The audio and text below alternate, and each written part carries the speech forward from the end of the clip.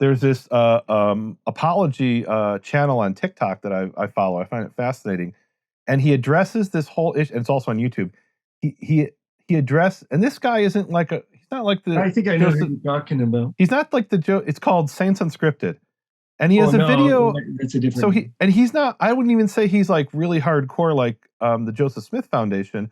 I think he's pretty liberal in his approach. So he has a video where he talks about why Mormons have why LDS have multiple temples. And he says, some people will say, hey, you guys can't have more than one temple. Deuteronomy 12 is one temple. And his explanation, the explanation he offers is, no, that was made up by Josiah during the Josianic Reformation, that Moses didn't write that. That's his explanation. That was added by, the priest in the temple, Hilkiah, or somebody in the court of Josiah, or Josiah, whatever. He doesn't get to that. Right, the Deuteronomist, right? But he's essentially saying Deuteronomy 12 is just made up. That's not from God. We know it's from God. Yes. I'm paraphrasing what he said, and I might be getting it wrong. But what I understood he said is, what came from God is what we know from Joseph Smith and our prophets in the LDS Church. And what you see in Deuteronomy 12, that's somebody who wanted power and wanted to concentrate, which is what secular scholars say, right? Someone who wanted to concentrate the power of the Jerusalem temple. He proclaimed there's only allowed to be one temple. There is that in the documentary Hypothesis. Absolutely, that's the explanation of the Deuteronomist. There is a competition of where the Holy Mount is, which priesthood is going to win. Right. Yeah, I understand the guy's argument. So then I wrote to him on the video. I said, well, I looked at the Joseph Smith papers. We have what, at least according to the Joseph Smith papers, is Joseph Smith's copy. And in Deuteronomy 14, he says, Joseph Smith says something to the effect of, in the note, everything up until Deuteronomy 14 is correct.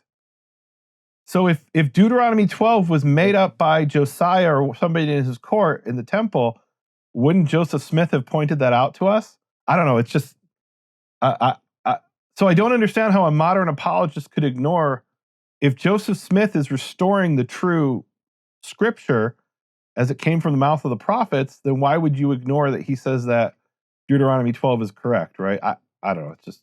I don't know. I don't know. The multiple temple thing is, Joseph Smith has to solve that problem since he wants to build a New Jerusalem temple himself. Okay. And so the question is, by what authority are you going to run this temple? And by what authority did these Ephraimites or Manasseh, and Ephraim, it's supposed to be both of them there. Okay. The tribe of Joseph is the wrong tribe for the priesthood to run the temple. Right. And he solved that by introducing the Melchizedek priesthood.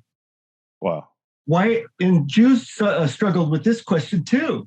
I mean, by what authority did Abraham offer sacrifice? Right. And the patriarchs, and usually it ends up going to Psalms 110. Right. I'm impressed that you know that. Oh. That's very interesting. That is one of the Jewish explanations, is to say that that God took the priesthood from Melchizedek and handed it off to Abraham, and then eventually Abraham gives it to or gets to the hands of Aaron. Right. That's interesting. So you're talking it gets to Moses, but it gets to that's an Aaronic priesthood temple for animal sacrifice and all that kind of stuff. Mm-hmm. And we're talking about Melchizedek priesthood temples. Right. Well, and then the other, I'm saying on the Jewish side, the other explanation, which I think is probably the more common Jewish explanation, is to say that, the limitation of, it's really Leviticus 17, not just Deuteronomy 12, right? Both of those passages together limit where you're allowed to bring sacrifices. Well, before that was revealed, God hadn't, there is this idea of progressive revelation. And then Deuteronomy 12:32 says, don't add and don't subtract from anything I've commanded you today. So up until that time, God could bring in new revelations. Just from that point forward, you weren't allowed to change things. So there is an idea of progressive revelation. So Noah bringing a sacrifice, most Jews would say, isn't a problem because at that time it hadn't been limited to the Aaronic priesthood. Well, they had a temple, but they also had the tabernacle, and the tabernacle moved around.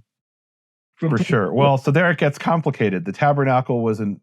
Anyway, that's beyond the scope of the discussion today. Right, and then there's the whole debate with the Samaritans where the true chosen place is. But again, that's a whole separate discussion. Right, because they would say the chosen place is Mount Gerizim, not Jerusalem. And I, as a Jew, would say they're wrong. But that's a different, that's beyond the scope of scholarship, I suppose, for here.